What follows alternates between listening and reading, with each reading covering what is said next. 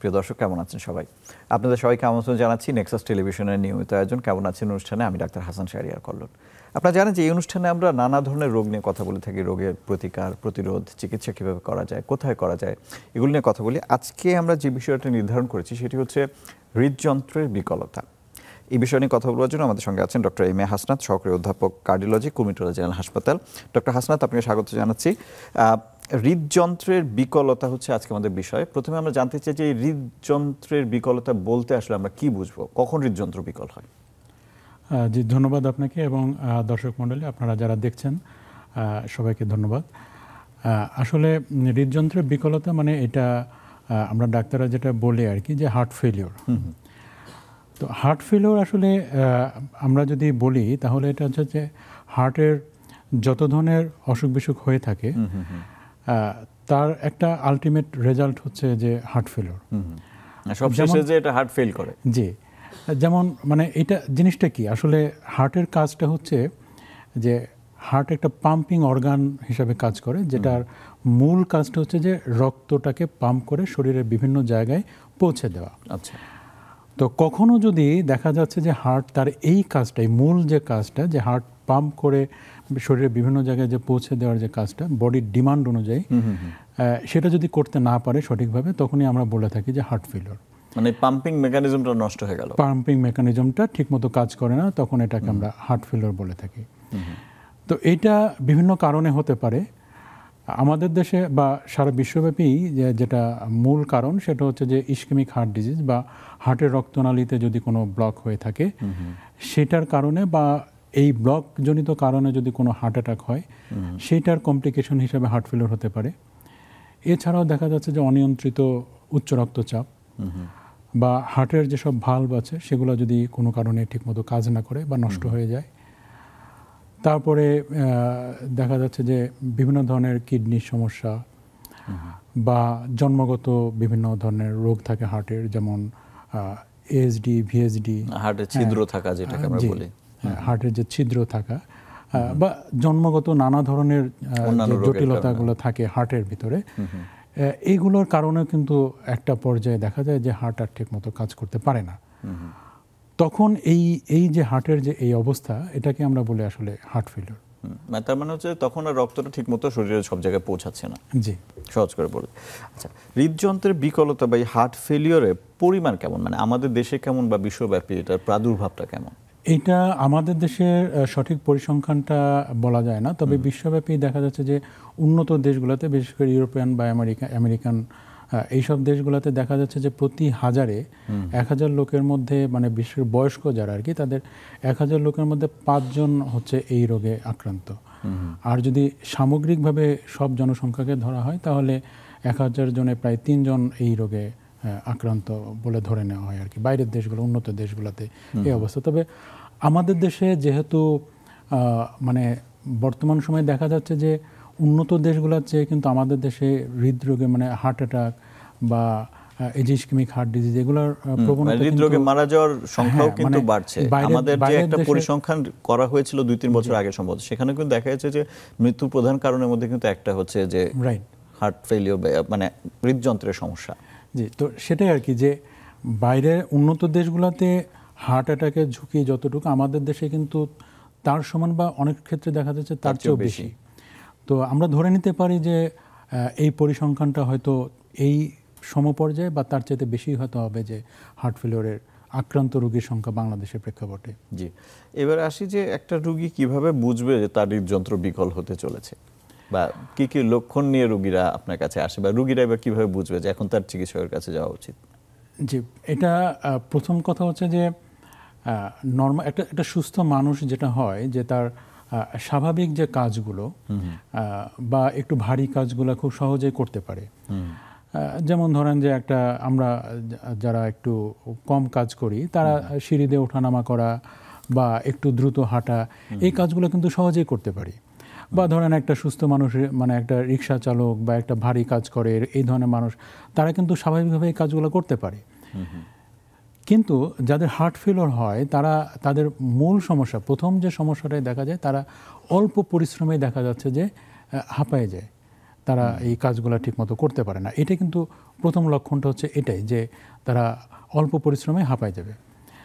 এছাড়াও অনেক সময় আরও কিছু জটিল সমস্যা দেখা যায়, মানে এটা যখনই এই রোগটা যত বাড়তে থাকে, এটার জটিলতা যত বাড়তে থাকে, তখন এই যে শ্বাসকষ্টের যে প্রবণতাটা, এইটার পরিমাণও ধীরে ধীরে বাড়তে থাকে। অনেক সময় দেখা যায় যে রোগী রাতের বেলায় ঘুমায় থাকে, শুয়ে থাকে, শ্বাসকষ্ট বেড়ে যায়, সে উঠে বসে, হ্যাঁ, তারপর আবার শ্বাসকষ্ট কমে যায়। তো এই ধরনের মানে সমস্যা দেখা দেয়। তবে মূল সমস্যাটা হচ্ছে যে অল্প পরিশ্রমে হাঁপিয়ে যাওয়া। এছাড়াও মানে যে কারণে এই রোগটা, সেই রোগগুলোর লক্ষণও থাকতে পারে। যেমন ধরেন যে কারো যদি ভালভুলার হার্ট ডিজিজ, মানে হার্টের ভালভের কারণে যদি হার্ট ফেলিওরের সমস্যাটা হয়, তাহলে দেখা যাবে যে তার বুক ধড়ফড় করা, বা হার্টের ভিতরে একটা সবসময় একটা শব্দ, হ্যাঁ, যেটাকে আমরা ডাক্তারি ভাষায় মারমার বলি, দেখা যাবে যে উনি হয়তো শুনতে পাবে, বা হাত দিলে, বুকের ভিতরে হাত দিলে সেটা অনুভব করতে পারবে যে তার ভেতরে কোনো একটা কিছু হচ্ছে, বা হার্টের ছিদ্র থাকলে এই সমস্যাগুলা উনি অনুভব করতে পারবে। আবার অনেক সময় যদি এটা হাইপার টেনশনে অনিয়ন্ত্রিত উচ্চ রক্তচাপের কারণে যদি হয়ে থাকে, তাহলে উচ্চ রক্তচাপের যে জটিলতাগুলা, সেগুলার লক্ষণ দেখা দিতে পারে। তবে যেটা মানে মূল কথা সেটা হচ্ছে যে মূলত অল্প পরিশ্রমে হাঁপিয়ে যাওয়া, শ্বাসকষ্ট, এটাই হচ্ছে যে হার্ট ফেলিওরের মূল লক্ষণ।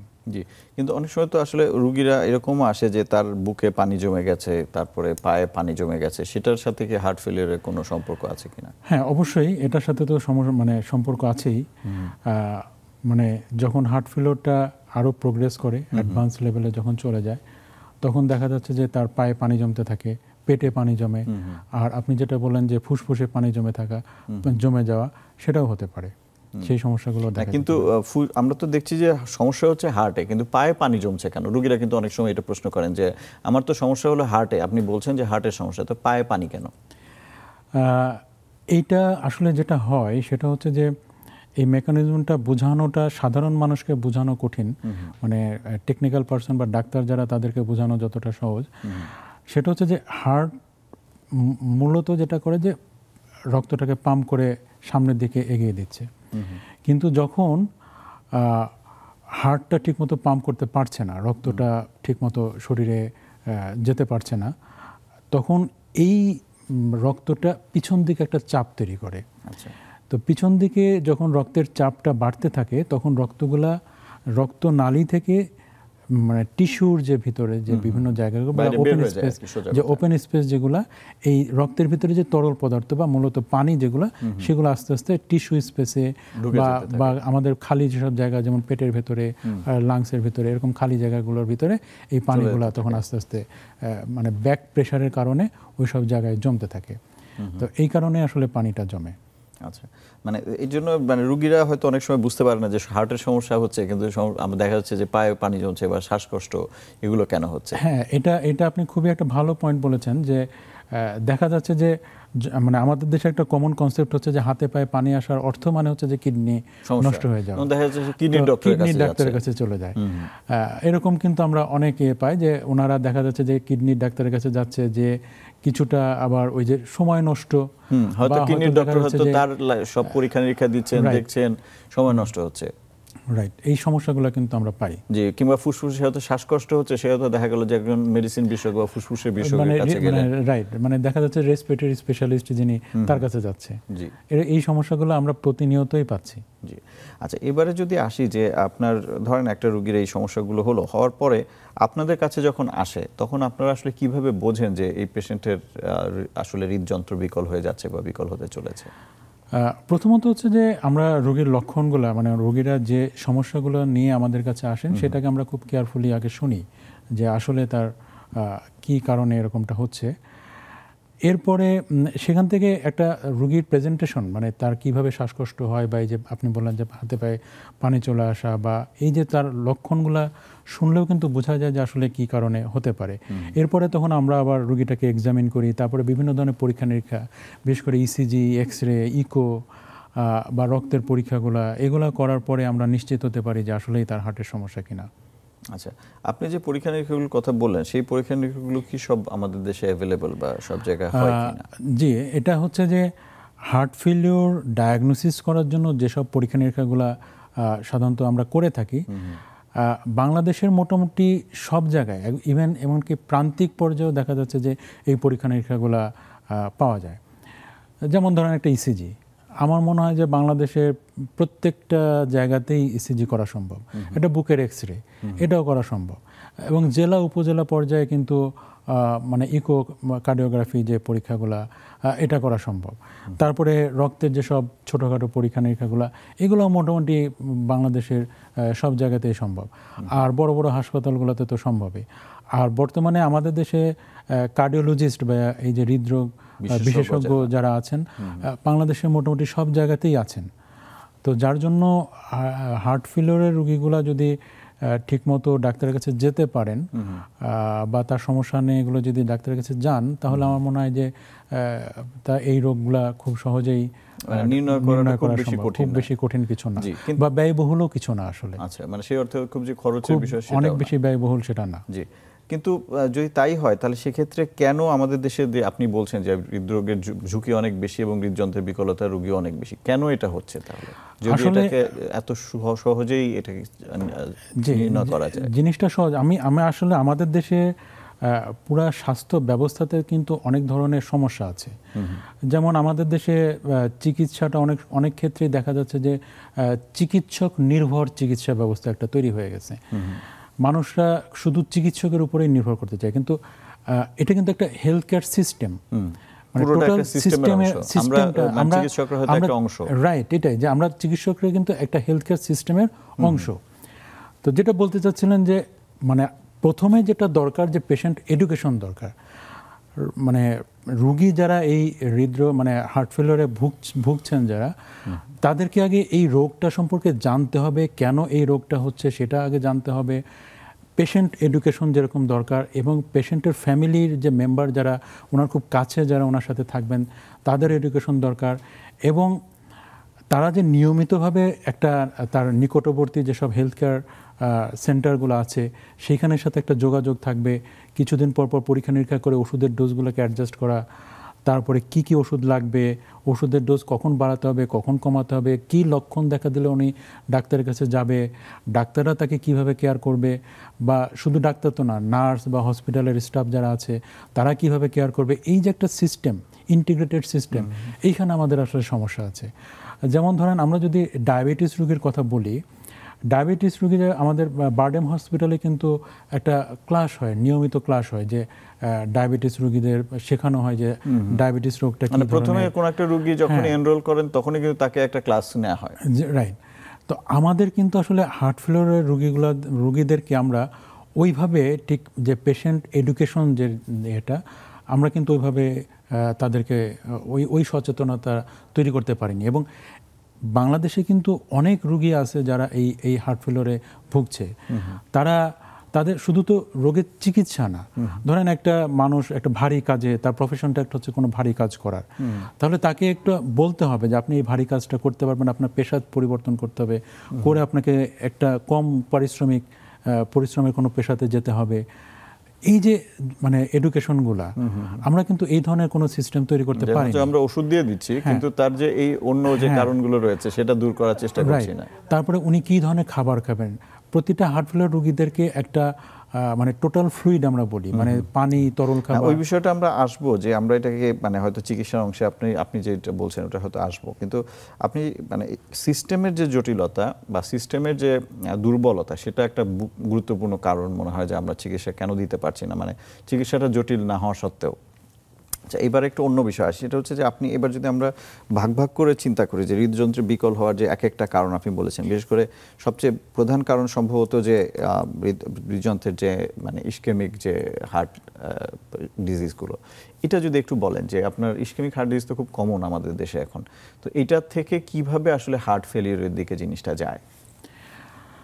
আচ্ছা, প্রথমে হচ্ছে যে মানে ধরেন ইসকেমিক হার্ট ডিজিজটা আগে মানে কি জিনিসটা আগে একটু বোঝার চেষ্টা করি। হার্টের যে মাসলটা আছে, হার্টের মাসল মাংসপেশি, হার্টের যে মাংসপেশি এটাকে সাপ্লাই দেওয়ার জন্য রক্তনালী আছে। তো কোনো কারণে যদি এই রক্তনালীতে মানে বিশেষ করে আমাদের দেশে বা সারা বিশ্বব্যাপী যেটা হয় যে রক্তনালীর ভেতরে চর্বি জমতে থাকে। তো চর্বি জমতে জমতে একটা পর্যায়ে হয় কি যে এই রক্ত প্রবাহটা বাধাগ্রস্ত হয়। রক্ত প্রবাহটা বাধাগ্রস্ত হওয়ার ফলে দেখা যাচ্ছে যে হার্টের মাসলগুলো ঠিকমতো কাজ করতে পারে না। আবার কখনো কখনো এরকম হয় যে এই রক্তনালী পুরোপুরি বন্ধ হয়ে গেল হঠাৎ করে, যেটাকে আমরা হার্ট অ্যাটাক বলি।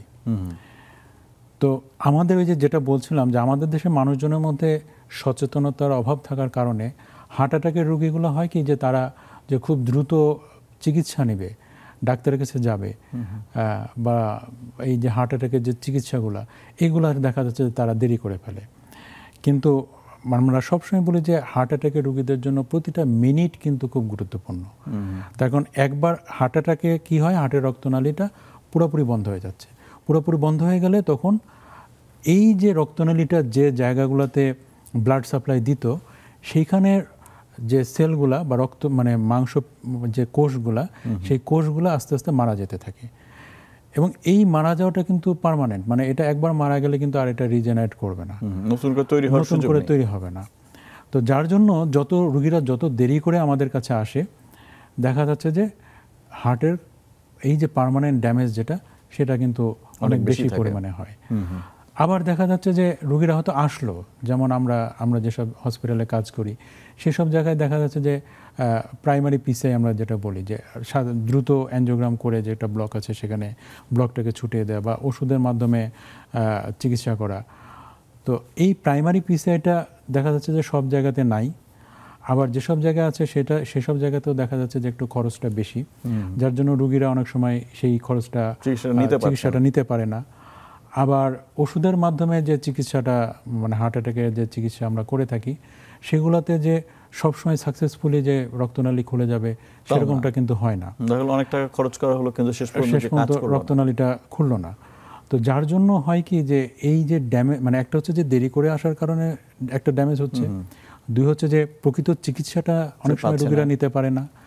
তারপরে চিকিৎসা নেওয়ার পরে যে ফলো আপগুলো বা ওষুধ খাওয়ার যে ব্যাপারগুলো সেগুলো হয়তো ঠিকমতো করে না, যার জন্য হার্ট অ্যাটাকের মানে ইসকেমিক হার্ট ডিজিজ বা হার্ট অ্যাটাকের যারা ভুগে থাকেন তাদের একটা পর্যায়ে যে অধিকাংশ রোগীর দেখা যাচ্ছে যে এই হার্ট ফেলিওরটা ডেভেলপ করে। আচ্ছা, আমাদের একটা বিরতি নিতে হবে, বিরতির পর ফিরে এসে আমরা ঠিক এই জায়গায় ফিরবো যে ইসকেমিক হার্ট ডিজিজের সাথে হার্ট অ্যাটাকের যে সম্পর্ক।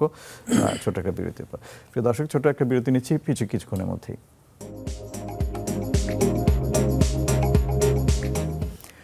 প্রিয় দর্শক, আবারও স্বাগত জানাচ্ছি কেমন আছেন অনুষ্ঠানে। আজকে আমরা কথা বলছি হৃদযন্ত্রের বিকলতা নিয়ে। আমাদের সঙ্গে আছেন ডক্টর এম এ হাসনাত, সহকারী অধ্যাপক কার্ডিওলজি।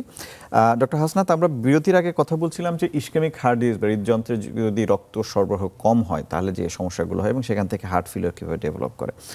তো আমরা যদি ওই জায়গাটায় আবার ফিরে আসি, আপনি বলছিলেন যে এইভাবে রক্তনালী যখন বন্ধ হয়ে যায় তখন হার্টের যে মাংসপেশিগুলো সেগুলো মারা যাচ্ছে, ওই জায়গাটাতে যদি আবার শুরু করেন।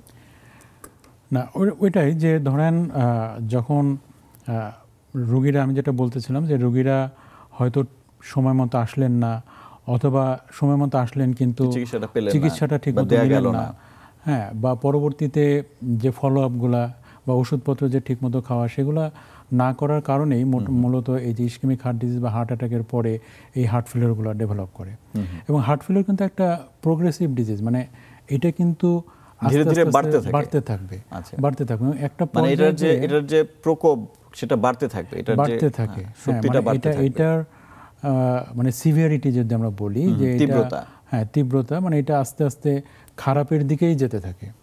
তো সুতরাং রোগীরা যদি সচেতন না হয় এবং ঠিকমতো যদি চিকিৎসা গ্রহণ না করে এবং ফলো আপে যদি না থাকে তাহলে কিন্তু এই রোগের কারণেই কিন্তু দেখা যাবে যে উনি খুব মানে একটা জটিলতার মধ্যে পড়ে যাবে এবং একটা পর্যায়ে কিন্তু এই কারণে তার জীবনহানিও ঘটতে পারে।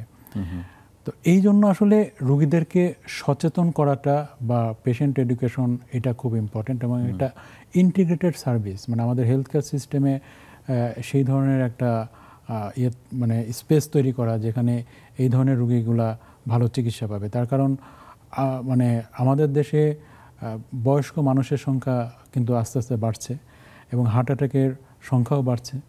এবং আমরা যদি বাইরের পরিসংখ্যানও ধরি যে প্রতি 1000-এ 5 জন যদি এই রোগে ভুগে থাকে তাহলে কিন্তু এই সংখ্যাটা এই বাংলাদেশের জন্য অনেক, প্রেক্ষাপটে অনেক বেশি, মানে 18 কোটি বা 20 কোটি মানুষ যদি হয় সেখানে আপনি হিসাব করলে কিন্তু অনেক। তো সুতরাং এইটা কিন্তু আমাদের অবশ্যই ভাবার বিষয় আছে এবং আমার মনে হয় নীতি নির্ধারক পর্যায়ে এটা চিন্তা করা দরকার আছে।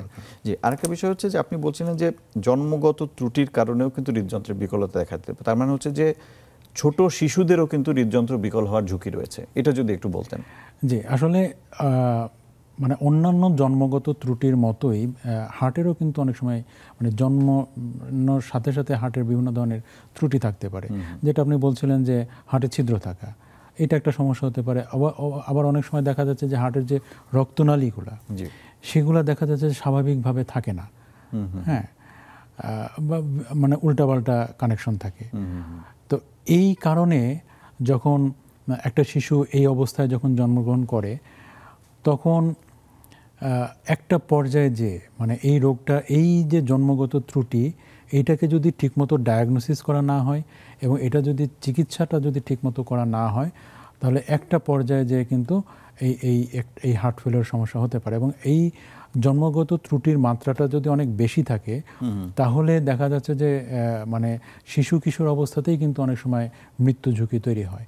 তো সুতরাং এইটা ছোট বাচ্চাদের ক্ষেত্রে বাবা মা বা চিকিৎসক যারা, তাদের একটু কেয়ারফুল হওয়া উচিত যে তাদের কোনো হার্টে কোনো জন্মগত ত্রুটি আছে কি না, যদি ত্রুটি থাকে সেটাকে সঠিকভাবে ডায়াগনোসিস করা এবং যে চিকিৎসাগুলো করা সেগুলো মানে চিকিৎসা ঠিকভাবে নেওয়া। জি জি, আচ্ছা, এবারে যদি আমরা চিকিৎসার কথায় আসি, যে হৃদযন্ত্রের বিকলতা বা হার্ট ফেলিওরের চিকিৎসা কি আসলে? এখন হার্ট ফেলিওরের চিকিৎসাটা মূলত হচ্ছে যে এটা কি কারণে হার্ট ফেলিওর তার উপরে। যেহেতু অধিকাংশ ক্ষেত্রে এটা ইসকেমিক হার্ট ডিজিজের কারণে হয়ে থাকে বা হার্ট অ্যাটাকের কারণে হয়ে থাকে, আমি আগে এই রোগটার কথা বলি। যেটা করতে হবে সেটা হচ্ছে যে আমি বারবার একটা বলতেছি যে পেশেন্ট এডুকেশন, মানে পেশেন্টদেরকে এই রোগ সম্পর্কে খুব ভালো মতো বোঝাতে হবে এবং তারা যে নিয়মিত ডাক্তারের পরামর্শ, পরীক্ষা নিরীক্ষা এবং ওষুধপত্রের উপরে থাকবে, এই জিনিসগুলা তাদেরকে এনশিওর করা। তারপরে হচ্ছে যে মানে এই একটা জিনিস হচ্ছে যে ফ্লুইড ব্যালেন্স, যে উনি তার শরীরের ওজন বেড়ে যাচ্ছে কিনা এবং পরিমাণ মতো পানি বা তরল খাবার এগুলো খাচ্ছেন কিনা, খাবার দাবার কীরকম খাচ্ছেন, এই জিনিসগুলো ভালো মতো বোঝানো। তারপরে ওষুধ, এরপরে হচ্ছে যে তার যে রোগের যে রোগটা আর কি, যে ইসকেমিক হার্ট ডিজিজ, ধরেন যে হার্টের যদি হার্ট অ্যাটাকের কারণে হয়ে থাকে বা হার্টের রক্তনালী ব্লক হয়ে গেছে, তখন কিন্তু অ্যানজিওগ্রাম করে যদি রিং লাগানোর সুযোগ থাকে সেটা করা, অথবা বাইপাস সার্জারি করা, এই জিনিসগুলা করা। যে হার্টের যদি রক্তনালী ব্লক থাকে, যদি সুযোগ থাকে সেটা করা, তাহলে আর এই হার্ট ফেলিওর যে প্রোগ্রেসিভ যে ইয়েটা, খারাপের দিকে যে যাওয়াটা, সেটা কিন্তু প্রিভেন্ট করা সম্ভব অনেক সময়। কিন্তু রুগীরা ধরেন যখন আসলো হার্ট ফেলিওর নিয়ে আসছে, তো তখন তার তো একটা অপারেশন কিভাবে করবে? হার্ট তো এমনি দুর্বল হয়ে আছে বা বিকল হয়ে আছে। না, এখন ধরেন যে হার্ট ফেলিওরের যে প্রাথমিক যে অবস্থা যেটা যদি থাকে, প্রথম দিকে যদি থাকে, সেইখানে যদি রোগীরা তখন যদি আসে, তাহলে কিন্তু তার যদি হার্টের ব্লকের কারণে বা হার্টে মানে ইসকেমিক হার্ট ডিজিজের কারণে যদি হয়ে থাকে এটা, তখন কিন্তু এটা চিকিৎসা করা সম্ভব। আচ্ছা, এবং চিকিৎসা করলে আরও খারাপের দিকে যাওয়ার যে প্রবণতা, সেটাকে ঠেকানো সম্ভব। কিন্তু একদম খুবই যদি অ্যাডভান্স স্টেজে চলে যায়, তখন দেখা যাচ্ছে যে আর চিকিৎসা করার পর্যায়ে হয়তো নাও থাকতে পারে, বা তখনও যে একদম চিকিৎসা নাই সেটাও বলা যাবে না। যেমন এখন কিন্তু হার্ট ফেলিওর চিকিৎসা অনেক ধরনের ডিভাইস থেরাপি আসছে, হ্যাঁ, যেমন আমরা আইসিডি বলি বা সিআরটিডি বলি, এই ধরনের ডিভাইস চিকিৎসা কিভাবে কাজ করে, এইটা দেখা যাচ্ছে যে হার্টের যে পাম্প করার যে ক্ষমতা, সেটাকে বাড়ায় দেয় কিছুটা। হচ্ছে যে বা হার্টের মধ্যে স্থাপন করতে হয় বা অনেকটা এই জিনিসগুলো হচ্ছে যে মানে পেসমেকারের মতো। আচ্ছা, হ্যাঁ, পেসমেকারের যেরকম স্থাপন করতে হয় শরীরের মধ্যে, স্থাপন করাটা অনেকটা ওরকম ডিভাইস। সেইটা হার্টের যে কর্মক্ষমতা সেটাকে কিছুটা বাড়ায় দেয়। আবার অনেক সময় যে মানে একদম অ্যাডভান্স, একদম দেখা যাচ্ছে যে খুব সিভিয়ার পর্যায়ে আছে, বাইরের দেশগুলোতে কিন্তু মানে এটা হার্ট ট্রান্সপ্ল্যান্টের যে ব্যাপারটা সেটাও কিন্তু অনেক সময় হার্ট ফেলিওরের জন্য করা যায়, হার্ট ফেলিওর যে একদম অ্যাডভান্স লেভেলে যেগুলো থাকে সেই সময় কিন্তু হার্ট ট্রান্সপ্ল্যান্ট যে চিকিৎসা সেটাও করে থাকে। যদিও হার্ট ট্রান্সপ্ল্যান্ট এই চিকিৎসাটা বাংলাদেশে এখনো হয়নি, কিন্তু এছাড়া বাকি যত চিকিৎসা যে আপনি যে ডিভাইসগুলোর কথা বললেন সেগুলো পাওয়া যায়, সবই কিন্তু আমাদের দেশে করা সম্ভব।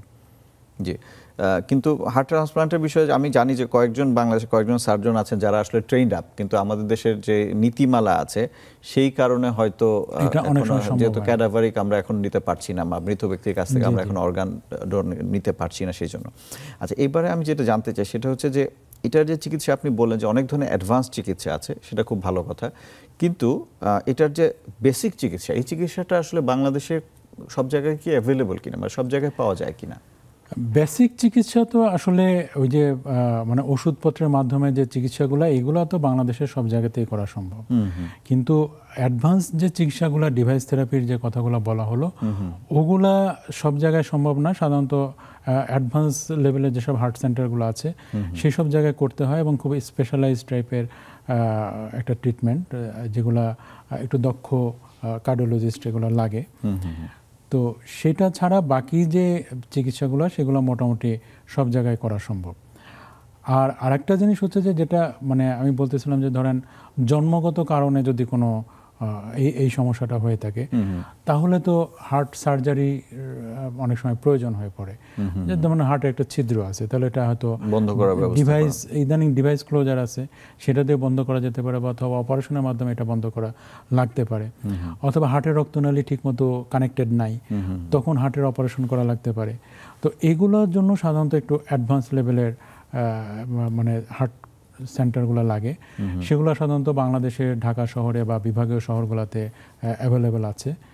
এছাড়া বাকি যে ওষুধের মাধ্যমে যে চিকিৎসা, এইটা মোটামুটি বাংলাদেশের সব জায়গাতেই করা সম্ভব। আর একটা হচ্ছে যে আমরা রুগীদেরকে মানে ধরেন একটা অ্যাডভান্স সেন্টার থেকে চিকিৎসা নিলেন, নেয়ার পরে রুগী তো বাসায় চলে যাবে, তারপরে সেই প্রেসক্রিপশন অনুযায়ী উনি চলবেন।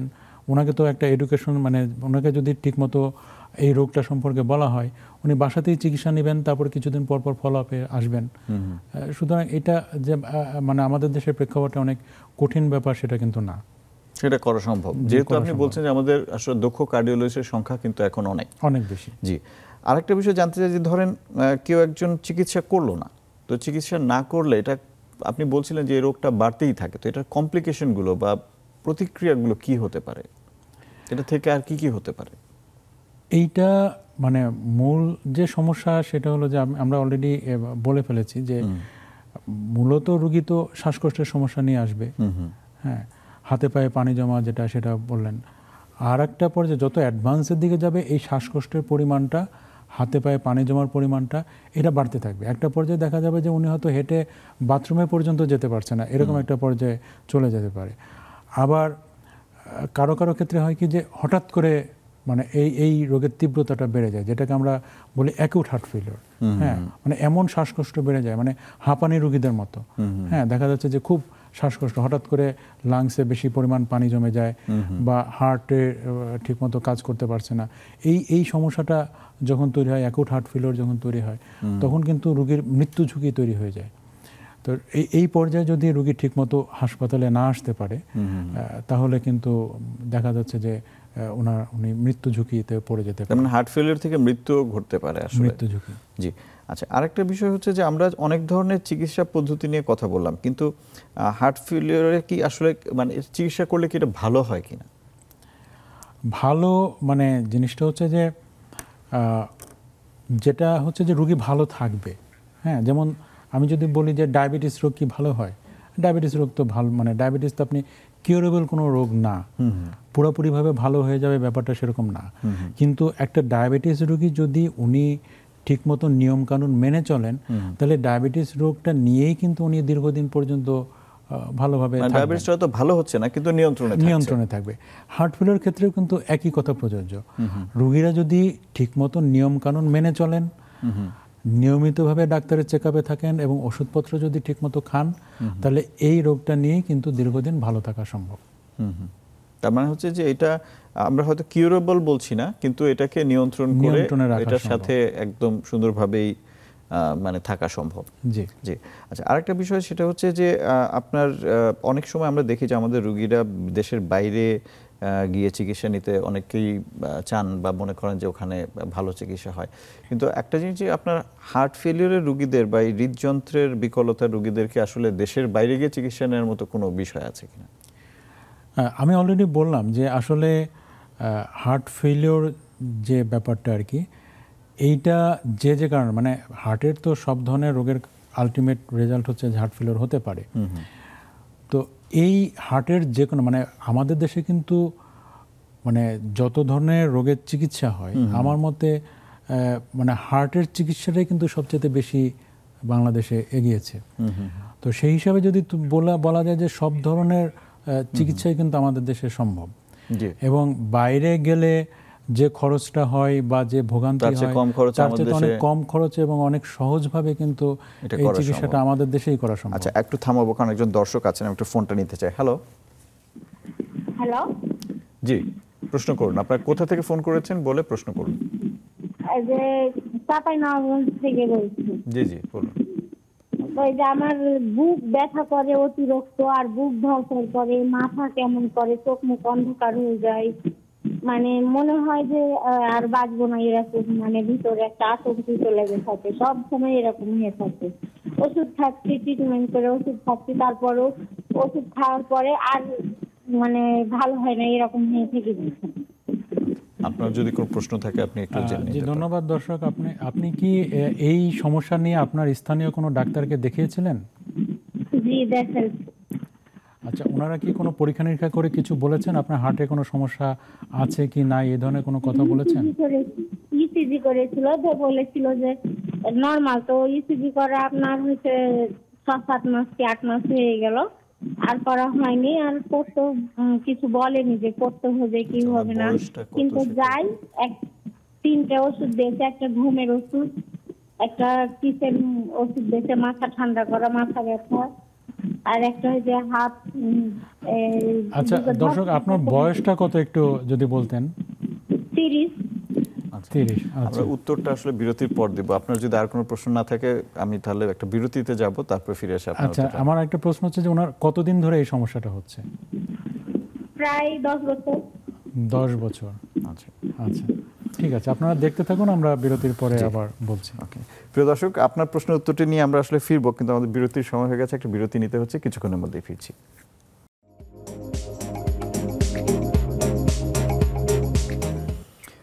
প্রিয় দর্শক, আরেকবার স্বাগত জানাচ্ছি। কেমন আছেন অনুষ্ঠানে আমাদের সঙ্গে আছেন doctor M A Hasnat, cardiologist. আপনার কাছে আবার ফিরছি। আমাদের দর্শক যে প্রশ্নটা করেছেন সেটার উত্তর দিয়ে আপনি যদি শুরু করেন। জি, আসলে ওনার রোগের লক্ষণ যেটা উনি বললেন, এবং 10 বছর ধরে ওনার এই সমস্যা, এবং ওনার বয়স, এবং উনি একজন মহিলা, সেই হিসাবে যদি আমরা বিবেচনা করি তাহলে এটা হার্টের সমস্যা হওয়ার সম্ভাবনাটা আমার কাছে মনে হচ্ছে যে কম। তারপরেও যেহেতু ওনার বুকে ধরফর করে এবং বুকে ব্যথা হয়, আমার মনে হয় যে উনি স্থানীয় কোনো একজন কার্ডিওলজিস্টকে যদি দেখান, দেখিয়ে যদি ওনার পরামর্শ অনুযায়ী কিছু পরীক্ষা নিরীক্ষা করান, করে নিশ্চিত হতে পারেন যে আসলে এটা হার্টের সমস্যা কিনা। যদি হার্টের সমস্যা হয়ে থাকে তাহলে তো সেটা সেই অনুযায়ী চিকিৎসা করলে উনি ভালো থাকবেন আশা করি। জি, এবার আমরা আমাদের আলোচনায় ফিরে আসি। সেটা হচ্ছে যে আমরা কিভাবে এটাকে প্রতিরোধ করা যায় সেই আলোচনাটা আসবো, কিন্তু তার আগে একটু জানতে চাই যে আমরা কথা বলছিলাম যে ভালভুলার হার্ট ডিজিজ বা ভালভের সমস্যা থাকলে সেখান থেকেও হৃদযন্ত্রের বিকলতা হতে পারে। এটা নিয়ে যদি একটু কিছু বলেন আর কি, যে ভালভ কিভাবে হৃদযন্ত্র বিকল করে। জি ধন্যবাদ। আসলে আমরা জানি যে আমাদের হার্টে মূলত চেম্বার হচ্ছে 4টা, এবং ভালভ যেটা থাকে সেটাও 4টা থাকে, এবং এই ভালভগুলোর কাজ হচ্ছে যে রক্ত প্রবাহকে একমুখী করা, পিছনে সামনের দিকে যেন যেতে পারে, এটাই হচ্ছে এই ভালভগুলোর কাজ। আমাদের আসলে সারা শরীরেই তো বিষয়টা এরকমই, রক্ত তো পিছনে ফেরার কোনো সুযোগ নাই, যে সেটাই। তো এখন দেখা যাচ্ছে যে যদি কোনো কারণে এটা জন্মগতভাবে হতে পারে, অথবা কোনো অসুখ বিসুখের কারণে যদি এই হার্টের ভালভে যদি কোনো সমস্যা হয়, এবং এই ভালভের সমস্যাটা যদি খুব মানে গুরুতর পর্যায়ে যায় এবং এটা দীর্ঘস্থায়ী যদি হয়, তাহলে একটা পর্যায়ে যে কিন্তু হার্ট আর ঠিক মতো কাজ করতে পারে না এবং হার্ট ফেলিওর ডেভেলপ করতে পারে। তো আমাদের দেশে আসলে জন্মগত হার্ট ভালভের সমস্যার চাইতে সবচেয়ে বেশি যেটা কমন সেটা হচ্ছে যে রিউমেটিক হার্ট ডিজিজের, মানে রিউমেটিক হার্ট ডিজিজের কারণে ফিভার বা বাতজ্বর থেকে যেটা জনিত সমস্যা, যে হার্টের ভালভের সমস্যা হয়, এটা আমাদের দেশে বেশি পাওয়া যায়। তো এইটা যেটা হয় যে ছোটবেলায় যাদের বাতজ্বর হয়, এই বাতজ্বর যদি উনি ঠিকমতো চিকিৎসা না করে থাকেন বা হয়তো অনেক সময় বুঝতে পারে না, তো এইসব কারণে দেখা যায় যে তার হার্টের ভালভটা নষ্ট হয়ে যায়। আবার বয়স্ক মানুষদের ক্ষেত্রেও দেখা যাচ্ছে যে আমরা অ্যাওর্টিক ভালভ যেটা বলি আর কি, অনেক সময় যেহেতু আমাদের দেশে বয়স্ক মানুষের সংখ্যা বাড়ছে, তো এই অ্যাওর্টিক ভালভে সমস্যা হতে পারে। তো এই ভালভগুলো যখন খুব বেশি পরিমাণে মানে নষ্ট হয়ে যখন একদম চিকন হয়ে যায়, অথবা ভালভের যে একমুখী প্রবাহ সেটা একমুখী না হয়ে পিছন দিকে যখন ব্লাডগুলা চলে আসে, তখন এই রোগগুলা, মানে এই যে হার্ট ফেলিওর, এই সমস্যাটা। আচ্ছা, আরেকজন দর্শক আছেন, আমি একটু প্রশ্ন নিতে চাই। হ্যালো, আসসালামু আলাইকুম। ওয়ালাইকুম আসসালাম। জি, আপনার পরিচয় দিয়ে প্রশ্ন করতে পারেন। আমি আরিফুল ইসলাম বলছি, নাটোর থেকে। জি, কি জানতে চাচ্ছেন বলুন। আমার সমস্যা হচ্ছে, এই 15 দিন হলো সমস্যাটা। এর আগে বুঝতে পারিনি। হাঁটতে লাগলে অথবা কোনো কাজকর্ম করতে লাগলে আমার এই গলা থেকে সোজা দুই বুকের মাঝখান থেকে এই বুক পর্যন্ত মানে শুকিয়ে যায়, মানে পানি পিপাসা লাগলে যেরকম হয় এরকম হয়ে যায়, এবং শ্বাস বুকটা ভারী হয়ে যায়, বুক ভারী হয়ে যায়। আর তখন আর আমি হাঁটাহাঁটিও করতে পারি না, কোনো কাজ করতে পারি না, মানে কোনো প্রেশার আর দিতে পারি। এটা সমস্যা। আমি ডাক্তার দেখালাম, আমি ইসিজি করলাম, ইসিজি রিপোর্ট নরমাল। তারপরে ডাক্তারকে বললাম ইকো করতে, ডাক্তারকে বললাম যে আমি 1 বছর আগে ইকো করেছিলাম, এমনি টেস্ট করেছিলাম, তখন নরমাল ছিল। তো বললো তাহলে আপনি ইটিটি করেন। আমি ইটিটি করলাম। ইটিটি করার সময় আমি পুরো টাইমটা ইটিটি করতে পারলাম না। তার মধ্যে আমার সময় শেষ হওয়ার আগে আমি বুক আমার খুব ভারী হয়ে গেল, মানে ওই রকম প্রবলেমটা আমার হয়ে গেল। শ্বাস নিতে কষ্ট হচ্ছিল, বুক ভারী হয়ে যাচ্ছিল, গলা শুয়ে গেল। কিন্তু রিপোর্টটা আসলো নরমাল, মানে নেগেটিভ। ইটিতে নেগেটিভ রেজাল্ট আসলো। পরে ডাক্তারকে রিপোর্ট দেখালাম। ডাক্তার বললো যে আপনার যখন আপনি কাজ করেন বা হাঁটেন বা দৌড়ান, তখন আপনার হচ্ছে হার্টে রক্তটা সার্কুলেশনটা বাধাপ্রাপ্ত হয়। তা আমাকে কিছু ওষুধ দিয়েছে, আমি এই ওষুধ খাচ্ছি। জি, 15 দিন হলো খাচ্ছি, কিছুটা হচ্ছে আরাম পাচ্ছি। আপনি কিছু কি জানতে চান? জি দর্শক, ধন্যবাদ আপনাকে। আপনার বয়সটা যদি একটু বলেন এবং আপনি ধূমপান করেন কিনা। 50 না, ধূমপান করি। আপনার কি ডায়াবেটিস বা উচ্চ রক্তচাপ? হ্যাঁ, প্রেসার আছে, নরমালি থাকে, প্রেসারটা নরমাল থাকে, ডায়াবেটিস আছে। জি জি জি দর্শক, আসলে যেটা দেখা যাচ্ছে যে আপনি যে লক্ষণ আপনি যেটা বললেন, এটা কিন্তু আসলে হার্টের রক্ত, আমরা যেটা বলছিলাম যে ইসকেমিক হার্ট ডিজিজ, মানে হার্টের রক্তনালী যদি কোনো কারণে মানে বাধাগ্রস্ত হয় বা চিকন হয়ে যায়, তখন কিন্তু এই ধরনের আপনার লক্ষণটা কিন্তু আসলে হার্টের লক্ষণটাকেই প্রকাশ করে। তো আমার মনে হয় যে আপনি আপনার যে ডাক্তারকে দেখাচ্ছেন ওনার সাথে আর একটু ভালো মতো পরামর্শ করুন, এবং যদি সম্ভব হয় আপনি একটা ভালো জায়গা থেকে অ্যানজিওগ্রাম করে নিতে পারেন। আমার মনে হচ্ছে যে আপনার অ্যানজিওগ্রাম করার প্রয়োজন আছে। তবুও আমি বলতে চাই আসলে সব রিপোর্ট না দেখে তো পুরোপুরিভাবে বলা সম্ভব না। তারপরেও আপনার লক্ষণ শুনে এবং যতটুকু মনে হচ্ছে যে এটা হার্টের সমস্যা হওয়ার সময়, মানে ইসকেমিক হার্ট ডিজিজ জনিত কারণে আপনার এই সমস্যাটা হওয়ার সম্ভাবনাটা অনেক বেশি। জি দর্শক, অনেক ধন্যবাদ প্রশ্ন করার জন্য। আমরা আসলে অনুষ্ঠানের প্রায় শেষের দিকে চলে এসেছি, সেজন্য জানতে চাই যে এইটা যাতে না হয়, হার্ট ফেলিওর বা হার্ট হৃদযন্ত্র যাতে বিকল না হয়ে যায়, সেজন্য আমাদের কি করণীয়? আসলে মানে আমরা এতক্ষণ ধরে যে কথাটা বলছিলাম যে আমাদের শুধু আমাদের দেশে না, বিশ্বব্যাপী কিন্তু ইসকেমিক হার্ট ডিজিজ এবং হার্ট অ্যাটাক জনিত কারণেই হার্ট ফেলিওরের সংখ্যাটা বেশি। তো যার জন্য আমাদের মূল যে লক্ষ্যটা আমাদের হওয়া উচিত সেটা হচ্ছে যে আমাদের যাতে ইসকেমিক হার্ট ডিজিজ না হয় এই দিকে আমাদেরকে লক্ষ্য রাখতে হবে, এবং ইসকেমিক হার্ট ডিজিজ যদি হয়েও যায় তাহলে যাতে হার্ট অ্যাটাক না হয়। আবার যদি হার্ট অ্যাটাক যদি হয় তাহলে আমরা যাতে দ্রুত চিকিৎসা নিতে পারি এবং কার্যকর চিকিৎসা যাতে নিতে পারি, এই ব্যাপারে আমাদেরকে লক্ষ্য রাখতে হবে। কিন্তু ইসকেমিক হার্ট ডিজিজ না হয় সেজন্য আসলে আমাদের কি কি পরিবর্তন, জীবনাচরণে বা খাদ্যাভ্যাসে কি পরিবর্তন আনা উচিত? প্রথমে যেটা করা উচিত সেটা হচ্ছে যে আমাদের অতিরিক্ত তেল চর্বিজাত যে খাবারগুলো বা অস্বাস্থ্যকর যে খাবারগুলো সেগুলোকে আমাদেরকে বর্জন করতে হবে। রেড মিট বা অতিরিক্ত চর্বিজাত যে খাবারগুলো আছে, ফাস্টফুড, জাঙ্ক ফুড যেগুলো বলা হয়ে থাকে, এগুলোকে আমাদেরকে অ্যাভয়েড করতে হবে। লবণটা কম খেতে হবে এবং নিয়মিতভাবে আমাদেরকে যে হাঁটাহাঁটি করা বা ফিজিক্যাল এক্সারসাইজ করা এই কাজগুলা আমাদেরকে করতে হবে। তো আর যদি কারো ডায়াবেটিস থেকে থাকে বা উচ্চ রক্তচাপ যদি থাকে তাহলে এগুলোকে নিয়ন্ত্রণে রাখতে হবে। তো এইগুলোর মাধ্যমে কিন্তু আসলে ইসকেমিক হার্ট ডিজিজ বা হার্ট অ্যাটাক জনিত যে সমস্যাগুলো এগুলোকে আসলে মানে প্রিভেন্ট করা সম্ভব। কিন্তু মানে কায়িক পরিশ্রম বলতে আমাদের এখন যে জীবন আচরণ, ধরেন আমরা যারা বিভিন্ন ধরনের অফিসে কাজ করি বা যাদের খুব বেশি আসলে সেরকম সুযোগ নেই, তারা কিভাবে করবে এটা? আমরা তো লিফট ছাড়া চলতেই পারি না। এখন এটা আসলে আমাদের দেশের শহর ব্যবস্থা বা কাজের পরিবেশটা এরকম হয়ে গেছে যে আসলে এই আপনি যেটা বললেন এটা সবার জন্যই কিন্তু একটা কঠিন অবস্থা। এবং আমি কিন্তু সব জায়গায় মানে আমরা যখন অ্যাওয়ারনেস বিভিন্ন প্রোগ্রামে যাই আমি কিন্তু বলি যে আমরা বাসায় যতটুকু থাকি তার চেয়ে বেশি সময় কিন্তু আমরা আমাদের কর্মক্ষেত্রে আমরা সময় ব্যয় করি। তো যার জন্য আমাদের কর্মক্ষেত্রে আমাদের কর্ম পরিবেশটা এরকম হওয়া উচিত যেখানে আমরা মানে এই ফিজিক্যাল এক্সারসাইজ যে করার যে পরিবেশটা এটা যেন থাকে, বা ধরেন শহরে যাতে আমরা হাঁটতে পারি, হাঁটার জায়গা ফুটপাথগুলা বা পার্কগুলা এগুলা তৈরি করা দিকে নজর দেওয়া। আসলে এইভাবে তো আমাদের এই ঢাকা বা আমাদের দেশের শহরগুলো তো এইভাবে গড়ে ওঠে নাই, যার জন্য আমাদের কর্মপরিবেশটাও সেই রকম মানে আমাদের উপযোগী না।